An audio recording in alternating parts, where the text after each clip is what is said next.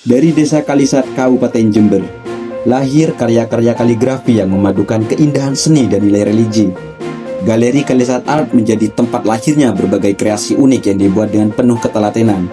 Mari kita lihat lebih dekat proses di baliknya. Halo pemirsa, saya Weli Widianti Pribadi dan rekan saya Muhammad Farhan Maulidi. Di sini kita berada di salah satu rumah produksi kaligrafi yang cukup terkenal di Jember. Mari kita langsung wawancari pemilik dari rumah produksi kaligrafi Galeri Kalisat Art.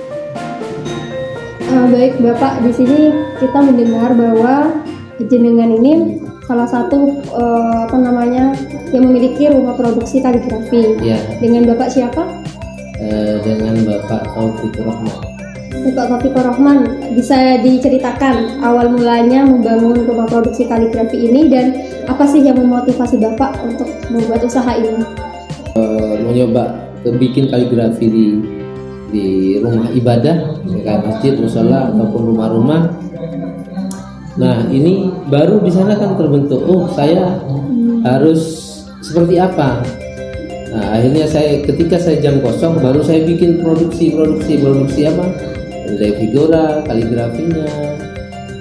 Bisa dijelaskan ya Pak bagaimana proses pembuatan dari kaligrafi ini serta asal-usul bahan bakunya? Yang sekarang yang dilakukan itu yang lebih menarik kita kan melihat pasar, angsa pasar. Yang mereka lebih condong ketika bikin kaligrafi, dia lebih suka ke bahan pinggul. Terus figuranya menggunakan fiber. Atau fiber itu kayak plastik yang tidak disukai rayap gitu ya. Nonor lah gampangnya. Istilahnya sekarang nonor rayap. Nah, itu pakai fiber. Kalau bahan dasarnya itu menggunakan, kalau contoh yang ada di atas yang nanti saya tunjukkan, itu dari lem bakar, ada prada, ada kain, ada triplet, kaca, dan semacam alat bantu yang lain, terus sama figura fiber. Iya kan, kaligrafi ini kan bervariatif. Iya. Terus apa nih yang membedakan kaligrafi punya Bapak yang Bapak produksi sendiri sama kaligrafi punya produksi yang lain? Nah, perbedaannya kalau yang di kami itu bisa dengan secara lukis ataupun secara relief timbul, artinya kaligrafinya itu yang lebih berkaidah. Kayak kelembagaan itu sesuai SOP. Aturan. SOP-nya. Nah, makanya kalau di saya pribadi ketika berkarya itu sesuai SOP. Berbicara tentang target pasar ya Pak, siapa sih target utama dari produk Bapak ini?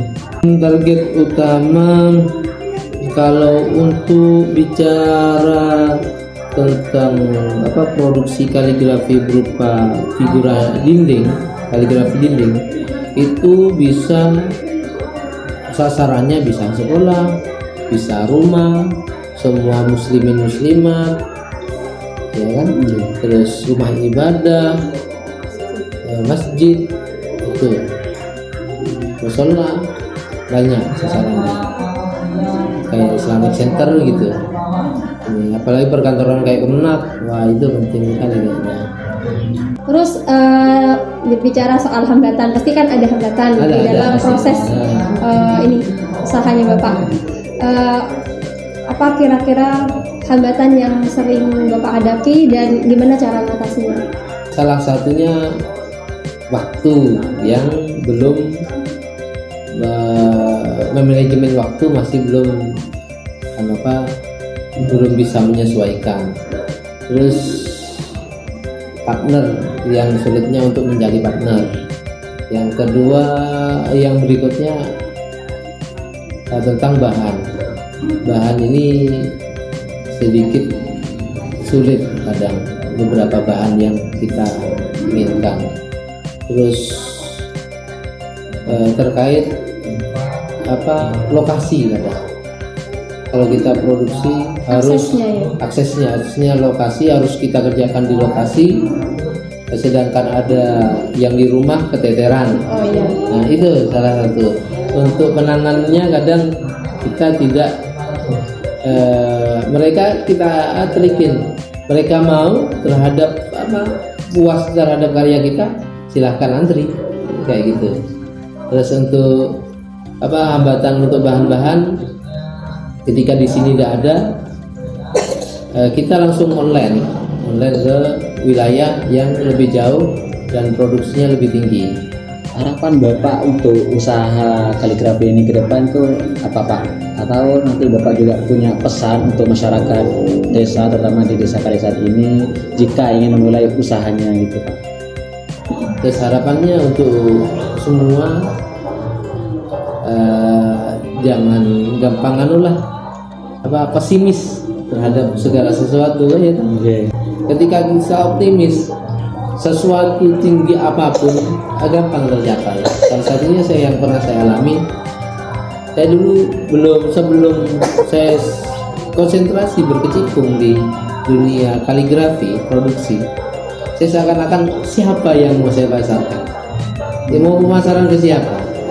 Ketika saya sudah beberapa tahun fokus, artinya fokus itu menentukan. Akhirnya entah semua orang itu mencari dengan kita, alam sadar kita, mereka itu sudah tiba-tiba min haitsu la yahtasib. Makanya paling tidak harus fokus. Itu dia tadi liputan sekaligus penutup kita pada liputan sore hari ini. Saya Weli Widiati Pribadi dan rekan saya Muhammad Farhan Maulidi izin pamit undur diri.